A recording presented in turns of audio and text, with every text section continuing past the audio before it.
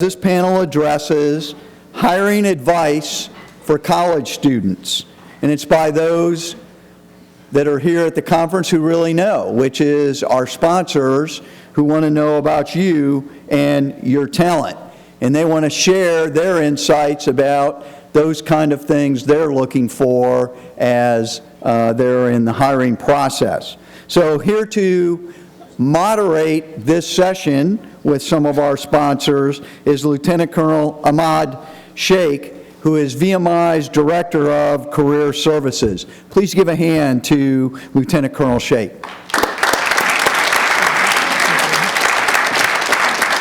All right, keep the applause down. You don't know how good it's going to be, right? Good evening, how are we doing? Good. Are we pumped? Yeah. All right, thank you very much, Colonel Gray, for the warm introduction. I have a terrific panel today. My name is Colonel Ammad Sheikh, and I'm the Director for the Office of Career Services.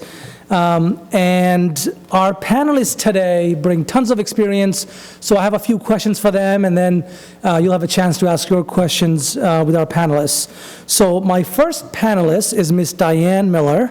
Diane is the Corporate Director of Northrop Grumman, Global Cyber Education and Workforce Initiatives, leading global efforts in cyber education, outreach, thought leadership, and partnerships, so critical to fulfilling the talent pipeline and creating a diverse global cyber workforce. Please join me welcoming Ms. Diane Miller.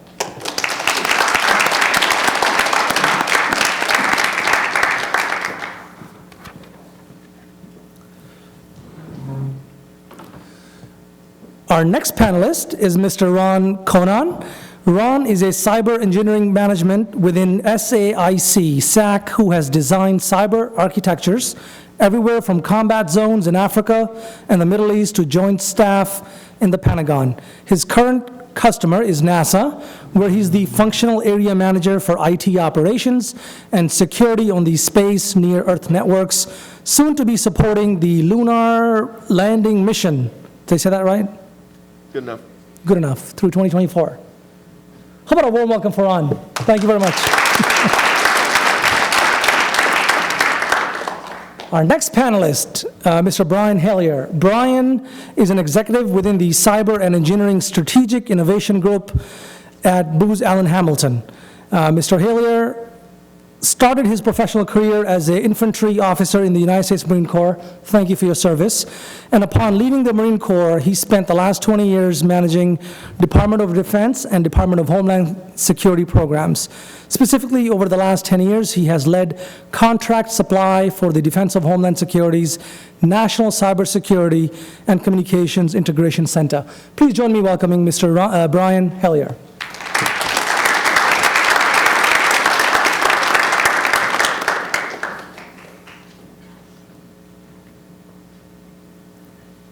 Last but not least, Mr. Vince Perenio. Vince is in Virginia, 20 years of network, cell phone, and mobile media forensic and cyber investigations.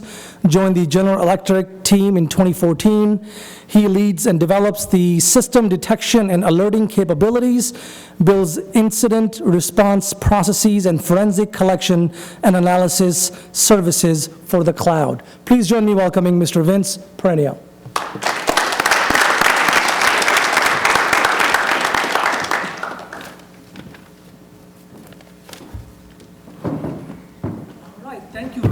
Can everybody hear me okay? All right. Thank you for joining me today. Here's the first question. Let's see. If I could start with you, Diane. Sure. If you had multiple candidates for a position who just graduated, would you prefer the candidate with the highest GPA?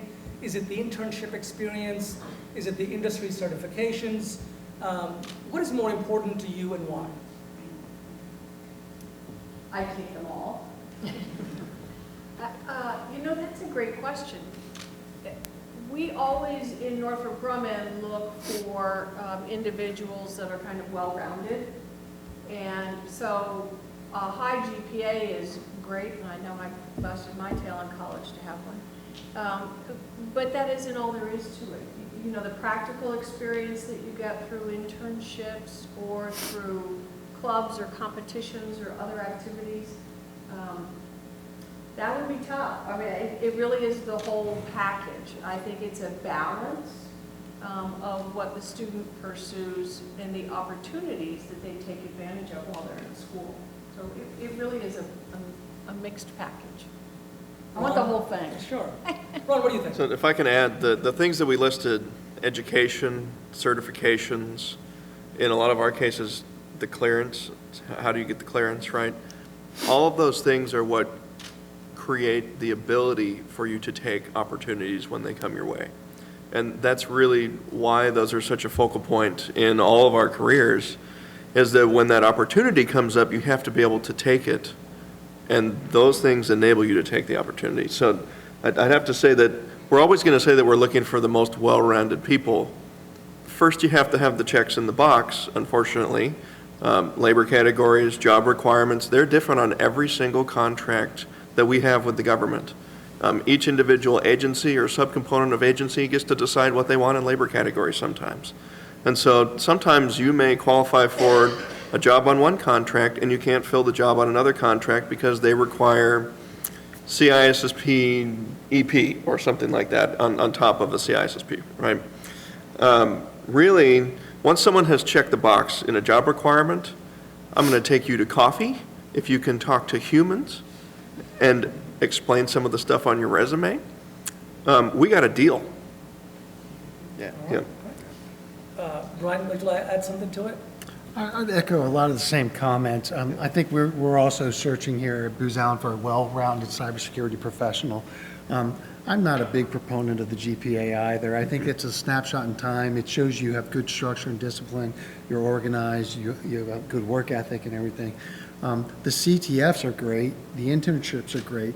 But it's what you make of them and who's providing the guidance and the mentorship within those programs for the CTF.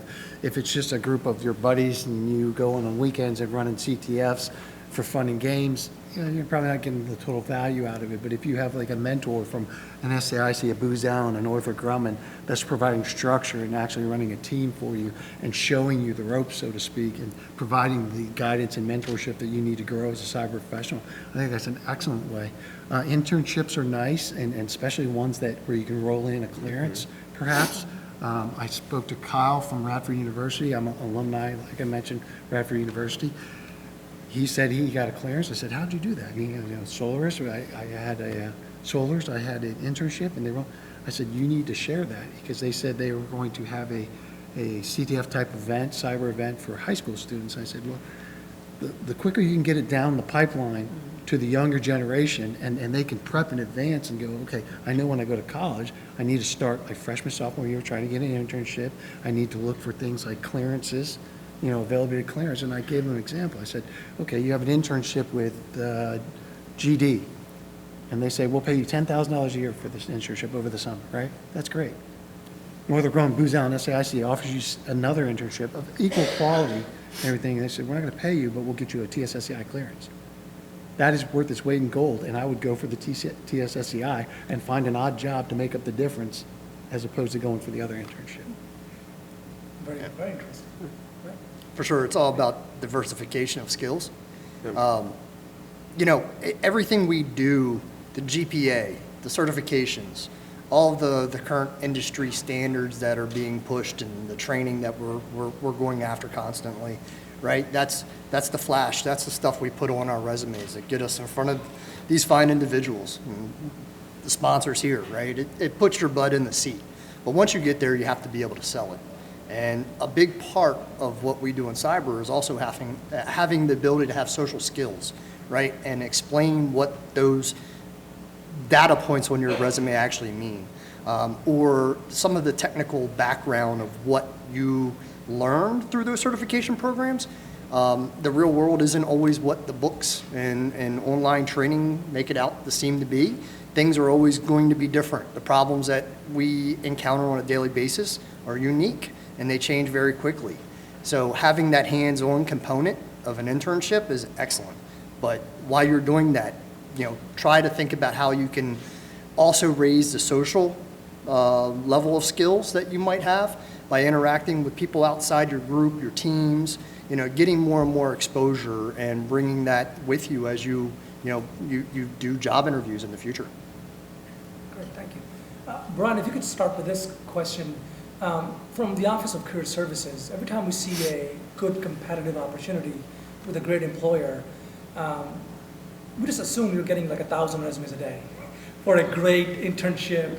How do you narrow that down, and what are the skill set are you looking at on the marketing material? I mean resumes, or do you spy on them on Facebook or LinkedIn, or what are some of the skill set that you're looking for to narrow down those tons of resumes to choosing that one or two individual, and we can just have that question go around as well. Okay. Much like my counterpart from SAIC mentioned, there's labor categories. There's quals to meet for that position, that particular position. I have quals right now that require certain education, years of experience, clearance, additional Department of Homeland Security entrance requirements. There's specific items that you look at. And beyond that, it's a lot of who you know still versus what you know. If you're not networking, and I told some of the students out here, this is fantastic. This is your first step. Get in here, learn what's out here and available to you, and also network. I handed out a bunch of cards, and I openly welcome them to contact me. Network, find out what's over there. If Victoria from Radford that I met sends me an email, and then next thing I know, I see her resume. If you don't think I'm going to pull it to the side and take an extra look at it based on the fact that I know her and spoke to her in detail about her background and her resume and her experience, then you're wrong. I am. It's how can you get your foot in the door? And a lot of it is networking, to be honest with you. We have recruiters. I will put out quals. I put out profiles and I put out requisitions that describe the position, and they're based on labor categories a lot and the specific skill sets that I need for that position. I will get a lot of candidates. I have several people on my team that help me weed through that. A lot of his experience. Do you know the person? Have you worked with? Cyber, as large as it is and many opportunities over there, it's a small community. Yeah, very. You will run into people over and over again. I have partners and people that worked on my team from 12 years ago that I'm bringing on my current contract because I trust them, I know their experience, I know they're loyal, I know their skill sets, I know they'll do a good job, I know they'll work with me to complete this. Okay. Vince? Don't burn bridges. As he just stated, right, it is. It seems large right now. I've been in this field for 20 years, and I have run into many folks over those 20 years that I never thought I would see again, you know? But it actually might be in a different type of atmosphere the next time. You might be working for somebody that you worked with on the same team or a different team.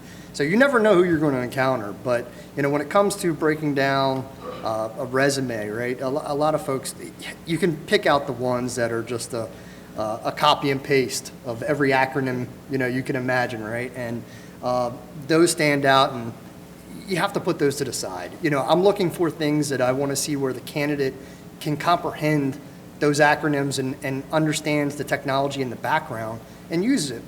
And it could be simple things, you know, describing or just, you know, just descripting components of things that they do on their own at home, right? That's a big thing, taking self-initiative. I'd love to see that. If somebody's doing and living and breathing the cyber security component on their own at home and not waiting for, you know, class curriculum to tell them to do it or an employer to tell them to do it, if they want to learn it on their own, that's huge, and will take you a long way if you have that drive to learn it yourself. Can I add Yes, one thing? please. Yes. Sorry, I want to come back. A little of what he's touching on is, describe to me in your resume how your experience brought return on investment for your organization, right? We as a company and an organization are putting a lot of time and effort, resources into hiring you. It's an expensive process. The cybersecurity salaries are increasing daily to astronomical sums, even for young professionals straight out of college. There's a lot that we have to target. But tell me how your experience is going to provide return on investment for my organization and for my customer. Diane, anything else on that? I think that's a really good point, is you need to be able to, in plain language, English, articulate what value you got from that job and the value you gave back to the organization. So it might be, I had an internship, I did XYZ. I might not look at that twice, but if you say, I collaborated with 5 other cyber professionals and we created a solution for blah, blah, blah that satisfied a customer requirement or saved some money or was innovative or we applied for a patent, that's great. So if you can articulate the value of what you learned and what you contributed back, I think that's a good thing. That's great, thank you. Ron, you can take that on, but also want to introduce the next question Sure. as well. If you were talking to a 18-year-old going to first year college, what would you tell them about some of the skill set that are most valuable? So they have 4 years to sort of work on them. Obviously, they'll have the classroom experience, but beyond that, what would you tell an 18-year-old starting off their educational experience at a university or a college? If they don't have an end goal in mind already, college is definitely about exploration, as we know. So I did not start in cybersecurity. I've only been in cybersecurity for 6 years. I was a music major. I have a degree in vocal performance. You can enter cybersecurity at any time in your career, any time in the next 60 years, until you can no longer read, right? There will be room for you in cybersecurity. Find something that you love and pursue it so that you are good at it. And whatever that thing is, 10 or 15 years from now, you can come and serve in a cybersecure role. That is what we need. We need experts in every field taking this applied science and moving it forward, because we are such a young discipline.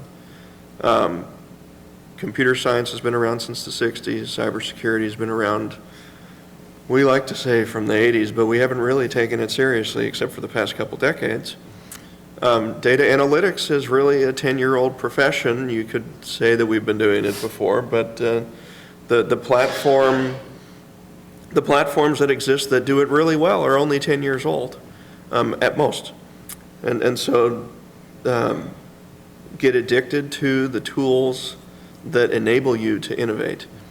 The way to build a reputation inside a company is to get that first job and look outside the scope of what you're supposed to be doing and figure out how you can contribute in a way that nobody else is doing that. Even if your job is horrible, there's some way that you can innovate.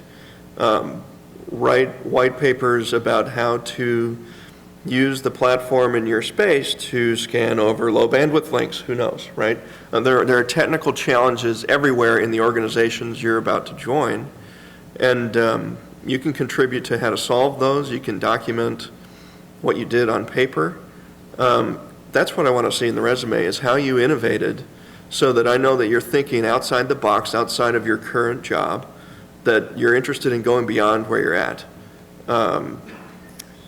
Mentoring other people in the field is also critical. I've had 8 jobs with SAIC in 5 years. That's because my one goal when I go into a job is to figure out how to improve that job so that someone can replace me, make it stable, so that someone else can come into that cyber role with a different perspective and innovate in a different way. And that's definitely one way that I would say to progress a career. Figure out how to replace yourself as fast as possible in the role that you're in. Thank you. Yeah. What was the second question? What experiences are most valuable besides the classroom experience for an 18-year-old? I think Yes. for an 18-year-old, I would challenge whether going straight into college is the right decision for you. I think that in some aspects you need to look at where you are in maturity, a serious look, whether or not the benefits of a tour in the reserves, the Guard, military service, at any age until you're 27 or 32, you can join the service and reap the benefits of the GI Bill. You can gain tuition assistance while you're in the services. Every time I talk to high school students, and I'm a recruiter for the Coast Guard Academy, so I do this a lot, but take a hard look at where you can get the most benefit to your education and gain the most growth in the areas that interest you, because there's 101 ways to serve the nation. When it comes to that, you may be flat-footed and colorblind like me, and you can't get into any service. Well, you can get into contracting, you can still go to combat zone, you can still design architecture. Don't let anything get in your way. I think that's what I would say. The military is an excellent option. I'm not going to, I hate to deter, we're trying to get you to come join our organization in private industry, but the military is an excellent option. You get training, you get experience, and oftentimes you get a clearance. Yeah. And then you come out and you meet half the labor categories. That's how I met half the labor categories, Right. through the Marine Corps.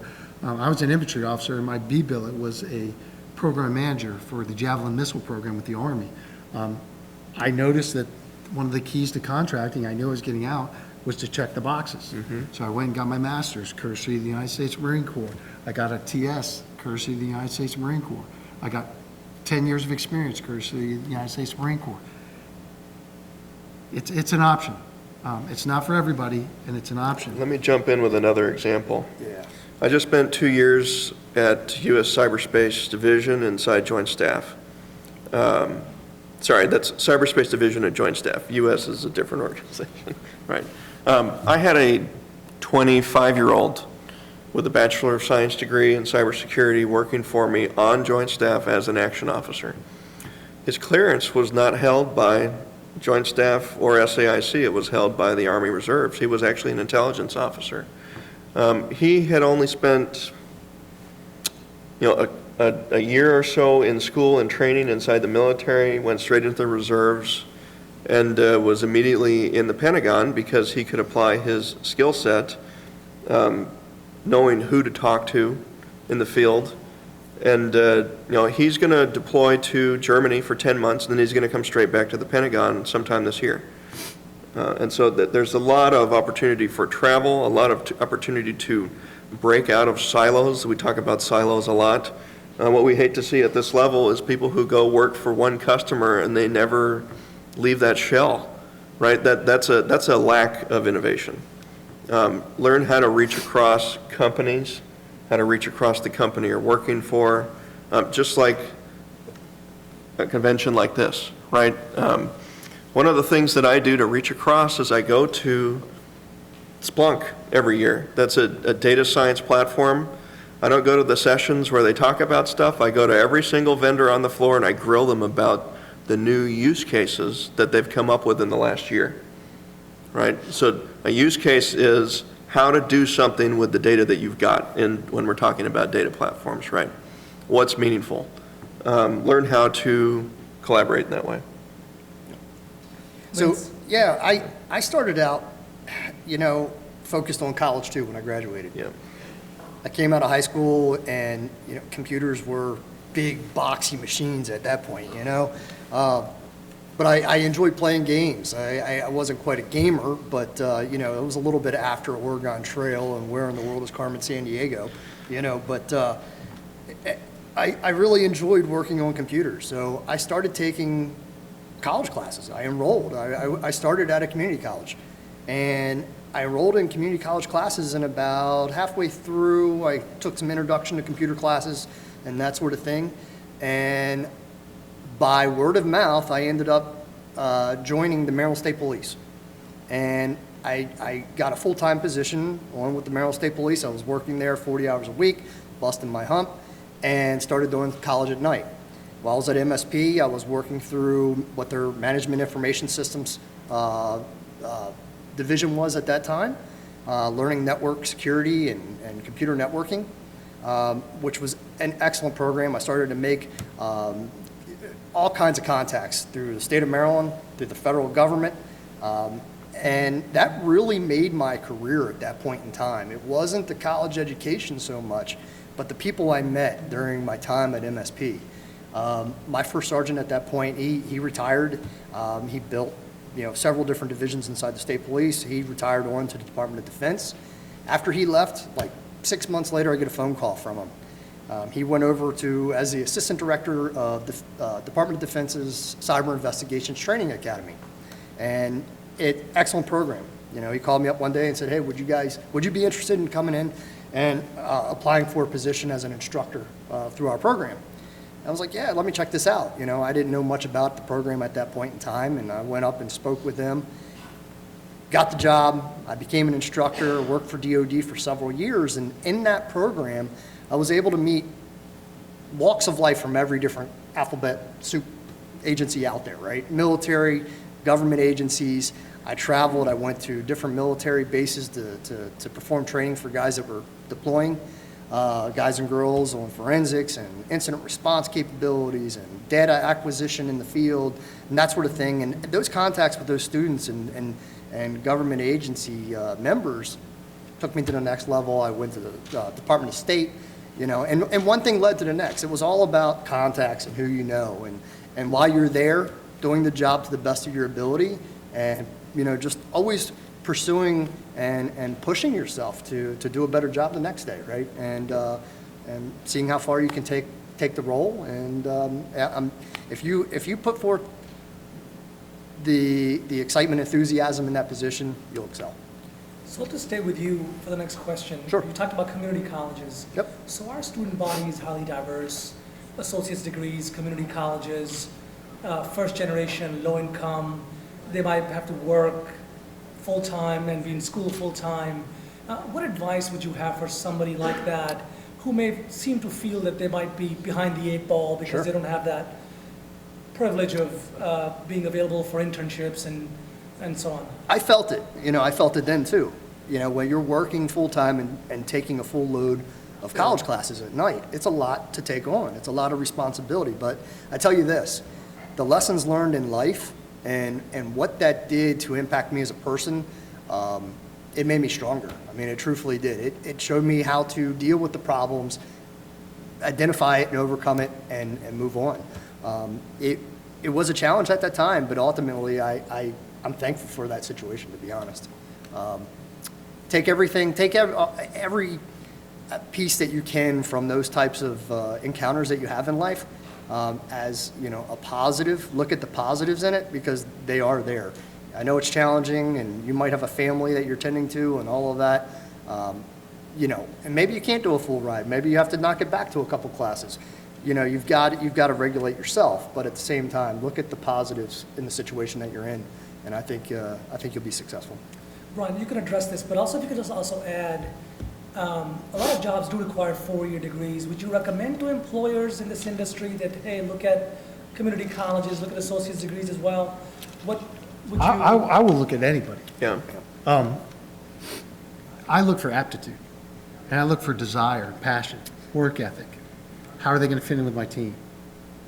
Are they a good human being? Do they have good character trait? Will they fit in with my team? Will my customer respect the person I'm putting in front of them? Right? What I would say to those people who don't have the privilege, maybe of getting a 4-year degree, can't afford it, don't have the time, whatever the case may be, is know your value. Know your value as a human being. Know your value as a cyber professional. A 4-year piece of paper doesn't make you, just like a haircut doesn't make you, or a dress or a suit doesn't make you. You don't necessarily, is it great and does it benefit sometimes with the labor category? Absolutely, okay? But I will tell you, coming from the Marine Corps and the military, I'll tell you right now, there's a waiver for everything. Mm-hmm. If you are a top-notch cyber professional, let's say you gamed your whole life and you're just wicked smart on a computer and you have a 2-year degree, right? Versus a guy 4-year degree, just got out of college, doesn't know anything, just knows academics, maybe competing in a couple CTFs, that's great and everything. But you're tearing it up with host forensics or malware reverse engineering. I'm not going to push you to the side. Mm-hmm. I'm definitely going to consider you for the position, and I'm going to try and make it work. I'm going to work waivers. Know your value. You don't have to have a 4-year degree. If you get the opportunity, I highly recommend you go and complete a 4-year degree because that paper has value when we talk about labor categories and opportunities, right? But you can make up for it. I have plenty of people that don't have 4-year degrees. They have associate degrees or they have high school degrees, but they have a bunch of certs, maybe, and they have a bunch of years of experience. And they rolled up their sleeves, they took the dirty jobs that nobody else wanted to take. Like, we talked about this, I talked about this with some of the Liberty University students, and it was funny. I think it was Charity, if she's in the room. We talked about, hi Charity, we talked about, take that incident response position. It's a 3-week incident response, and I used the state of Iowa, which was unfortunate because Charity's from Iowa. And I said, you're at Motel 6 in Iowa on a 3-week IR. Nobody wants to be there, right? Let's be honest. Charity, come on, be honest. But it's an opportunity to gain knowledge and experience, right? Just like any position anywhere. If you're the custodian at VMI, you do the best you can. You've always been told, be the best professional at whatever you're doing currently. Show competence, show work ethic, show good integrity, you'll go places. If in my team, if you show competence and you show a desire and a passion, I'm behind you 100%, and I will give you opportunities galore. And I love to cross-train my people. I want everybody to build their cyber toolkit as big as they possibly can get it. I want them to have opportunities to train. I want them opportunities to go to school. I want them opportunities to do certificates. And the great thing is Booz Allen backs me on it. And they offer these things. We have enormous package. You eventually get up to $10,000 a year for school. There's internships. There's cyber core programs. And we have people that have aptitude that can use that and grow from that. I'm currently doing a strategic innovation capability, like I told you, to develop curriculums to get people on board and get them trained up in cyber. Show your competence, know your value, work hard. You'll be very successful in cyber. Anything to add to that, Ron? So if I jump in, when we're changing labor categories, most of those people come to us by reputation somehow, right?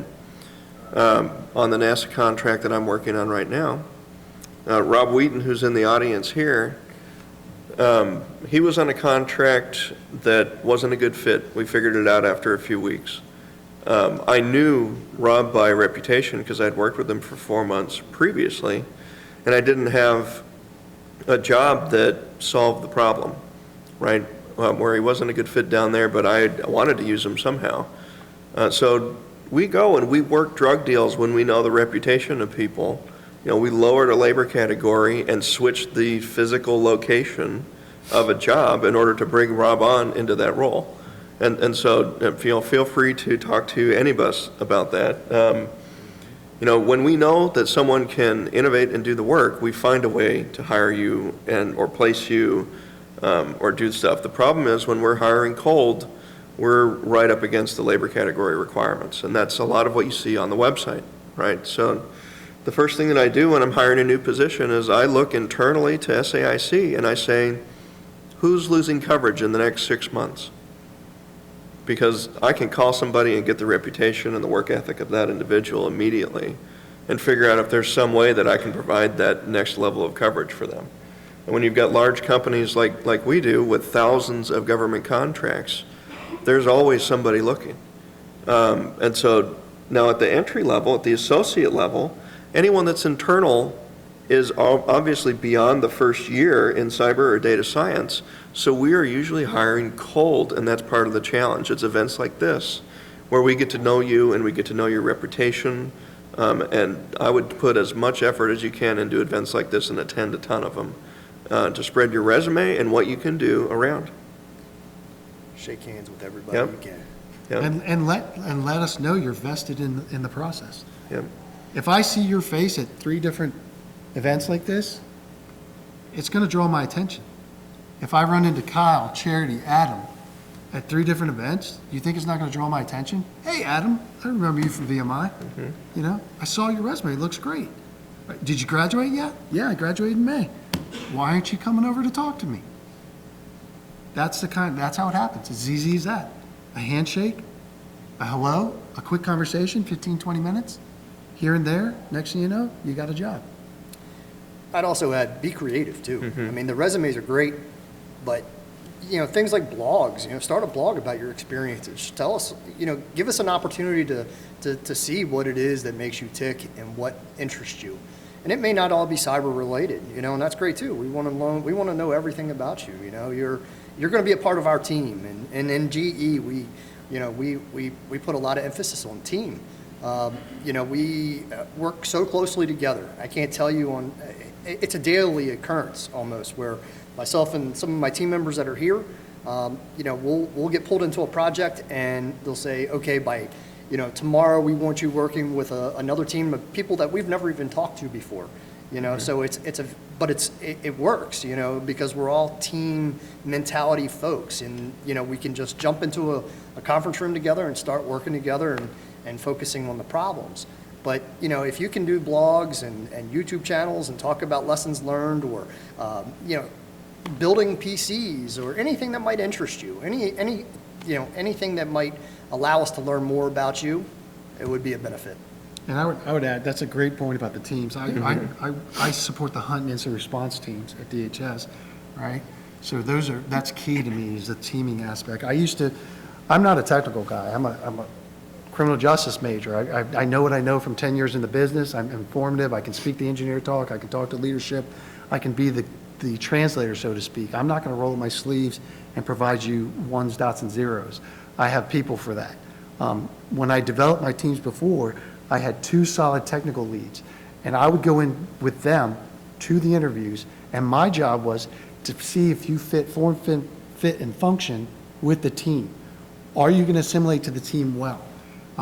They grilled them on the technical stuff. They made it happen. The key here was, I'm sending out teams for 2 weeks at a time, and they literally go to Iowa, live out of a hotel for 2 weeks, are with each other 24/7, and if they don't get along, we have problems. Yeah. And you especially don't want problems in front of the customer and show dysfunction in front of the customer, right? So I have to determine whether or not they're going to be a good fit. I was fortunate enough, I'm pretty good at building teams. Thank you, Marine Corps. It provided me the opportunity to build these teams that they couldn't understand how well these teams were getting along. Off hours, going to drinks and dinner together, you know, spending weekends together with their family and everything. That's all part of it. So what I would say, my point is, it's great to develop your cyber skills, and obviously that's the key and what you need. Don't forget about your social skills. Yep. Don't forget you need to be a good team player. Don't forget to support your colleagues. Don't forget to be loyal. Be a team member. Be a good team member. Don't just go into a corner and solve your problem. Don't talk to me. I don't want anything. I got my headphones on. I got my Mountain Dew. I got my pizza. Leave me alone. I'm going to do my job. Be a teammate. Thank you for that visual. Diane, what about the colleges and universities? What advice would you have for professionals like us and faculty members working with students? What could we be doing to prepare them to meet with you as they go through their process of finding a job? Can I go back to a skills? Please. Yeah. Please do. Yeah, you didn't get a chance answer to that chime in. In Northrop Grumman, we have 90,000 employees. Yep. And we don't hire or fire for individual contracts. We hire for people that will become good Northrop Grumman employees. And that means for us, a balance between your specific skills and what we call leadership characteristics. So I cannot teach someone to be ethical or to have intellectual curiosity or to be passionate about what they're pursuing to the point where they might write blogs and stay up all night trying different things on their computers. I can teach you how to code in Python, fine. I'm not going to go through thousands of resumes looking for someone that can code in Python, because we can teach that. We have an internal cyber academy. So it's really important that you think about not only what skills you have, but how you execute those skills, how you work as a member of a team, how you communicate, how you collaborate, how you demonstrate leadership characteristics, whether you're in a managerial position or not, how you present yourself and lead. And in our performance review process, there's equal weight given to your ability to meet your goals, your specific goals, and your demonstrated leadership characteristics. So that's why I think it's really important. People oftentimes are focused on individual skills, but you can always hone those or learn those. And on the question of 2-year degrees, 4-year degrees, they're not very common yet, but we have cyber apprenticeships around the United States. And in Northrop Grumman, we do value 4-year degrees. I won't lie. I mean, the majority of our 90,000 employees are engineers, scientists, researchers, technology professionals. And so what we've built is pathways from high school to community colleges. And at that point, it could be a learn while you earn. You're an employee, but you're also going on to continue to your 4-year degree at our expense. So we built those kinds of programs up. There's one in Maryland, one in Colorado, one in California, so they're around the United States. So that might be another way, if right now 4-year doesn't sound like it's right for you, to pursue something like a cyber apprenticeship. I work a lot with colleges and universities, and especially with, some with career centers, but oftentimes with curricula developers.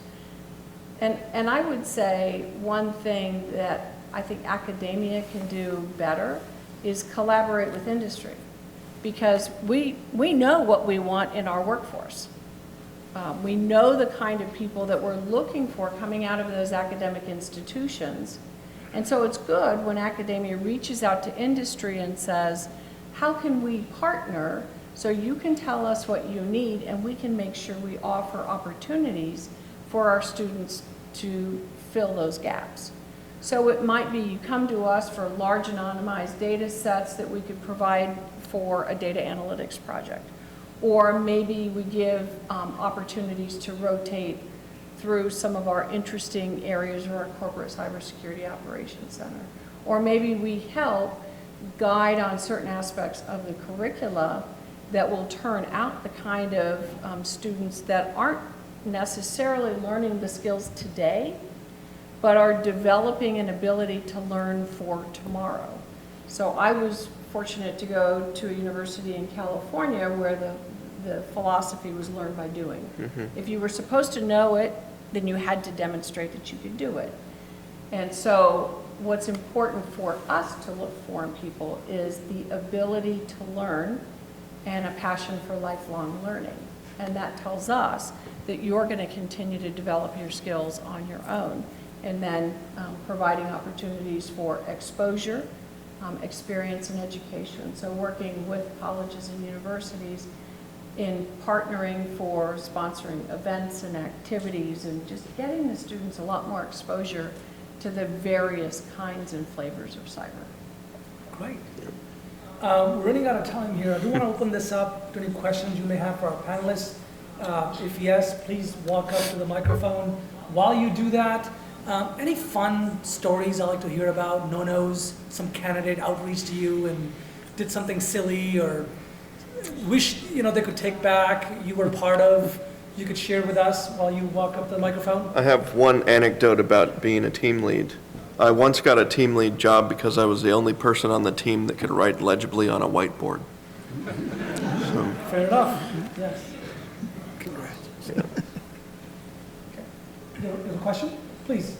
So I am actually the infamous Rob Wheaton that keeps being talked about.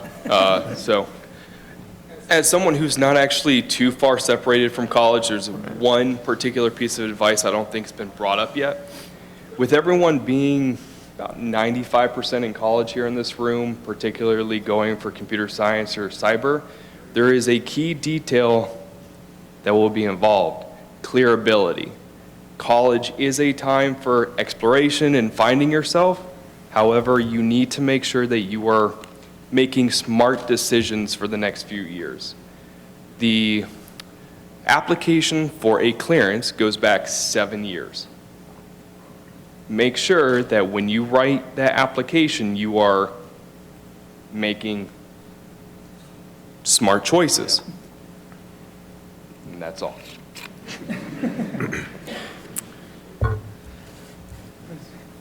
So my program at ODU is an interdisciplinary studies program. How valuable do you think that having sort of kind of an interdisciplinary approach to cyber would be in a degree program if I'm looking for a job with, let's say, a government contractor? I wanted it, what are the other disciplines in it? So we're just under an interdisciplinary study, so they do encourage other things. So like my minor is technical writing, so.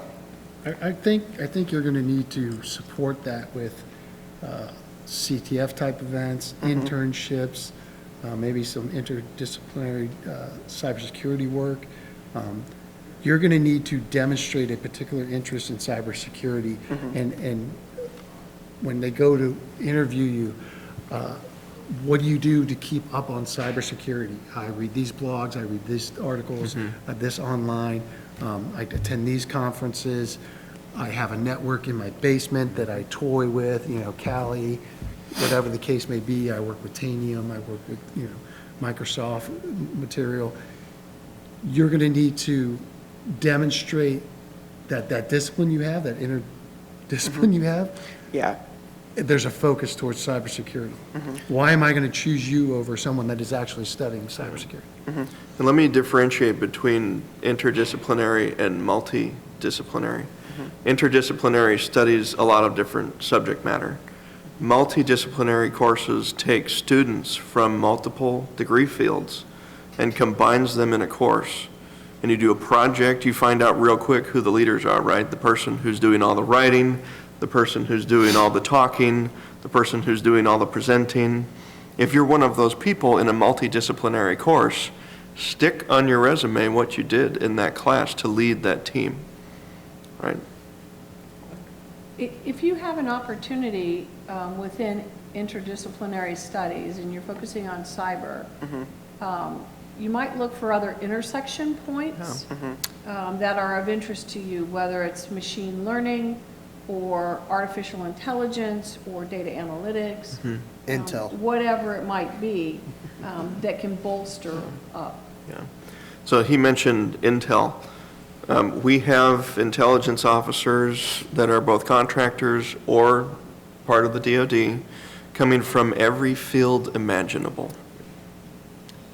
There's a lot that goes into the intelligence side of the house. When we're talking ATP, advanced persistent threats, a lot of psychology, just about every degree field you can imagine it plays into that role. Behavior is a big factor in that. Yeah, Human behavior. So psychology, behavioralists, those type individuals can certainly play in that. And then there's many fields that can support that, the intelligence field. They come from all walks of life, much like the majority of cyber. We're running out of time before getting all the dirty looks. I know your dinner is on its way, but I will take one last question. Does that answer your question? Are you all set? Yeah, thank you. Great, thank you. One last question and then we'll... I'll keep my question short because I know everybody's hungry. So for somebody just starting college, what certifications would you recommend? Because there are a lot of them out there and it can be kind of confusing sometimes. There are hundreds and thousands of certifications and everything under the sun. What's your interest? Yeah. I mean, are you So, talking like, hardware, just- cyber? Like cyber is a big field, right? Yeah. Yeah, specifically just for like general, like just generally for somebody just starting out in the So field. do you tinker with computers at all already, or are you? Yeah, I mean, the best way to learn cyber is to start at the beginning. You've got to know about the PCs and the laptops and the hardware that you're physically working with. I'd say Security start Plus there. and then So- stuff. Then you go up to the certified. Even ethical before hacker. Security Yeah. Plus, the A Plus is all about hardware and the interaction of those components. I got the A Plus first. It's great. It's a great cert. I went to work for a help desk to get my first clearance. They got me the Security Plus. I went overseas to run a small help desk and learned some scripting to send people back on the phones instead of doing stuff by hand, right? So those baby steps in innovation throughout your career will grow your skill set. And if you touch a platform and you have experience in a platform and there's a certification for that platform, you create this dual threat on your resume where you have experience and you can talk about the certification that's on your resume and how you applied it. So that's critical. When I see CEH on a resume and I see no experience doing pen testing or anything like that, that is the easiest exam under the sun to pass. This is book knowledge. So it's That's just just book book knowledge. Anybody can study and take a And test. so, I know right. there are several customers that I've had in senior positions that they lend zero value to certs. Right. And until you can show me the return on investment of not only did I get the cert, but here's how I apply it on a daily basis. Yeah. That's where you need to make the connection. If you're a cert hound, as we call them, and you just, behind your name, A+, Security do Plus, that. CEH, GCIH, PMP, CISSP, CISSM. Yeah. That's great. It looks phenomenal on LinkedIn. You just took up 1,500 characters, right? Tell me how you use it on a daily basis. Yeah. Tell me that you didn't just learn that for 30 days, pass the test, and now you dumped it. So I went to work for an organization that couldn't keep a network engineer on staff because they trained them in how to do Palo Alto next-gen firewalls, and then they were worth $30,000 more, and they disappeared. So as the cyber guy sitting there, I went and got the Palo Alto cert, and I was the one that installed the Palo Alto firewalls for that organization, right? So take the opportunities around you and exploit them. But if you're looking, Lovely note. if you're looking for a starting place, though, start back at the hardware Yeah. level and work your way up. Yep. It's critical to know every level of component. You know when I got that A+ certification? After my computer science degree. Set the And you foundation. probably had never taken apart a computer and put one back together before A+. I had 10 years before my computer science degree, right? Just like Yeah. a solid house, you need a good foundation. Yeah. Well, you've been a terrific panel. You've been a great audience. Round of applause for our panelists, please. Thank you very much.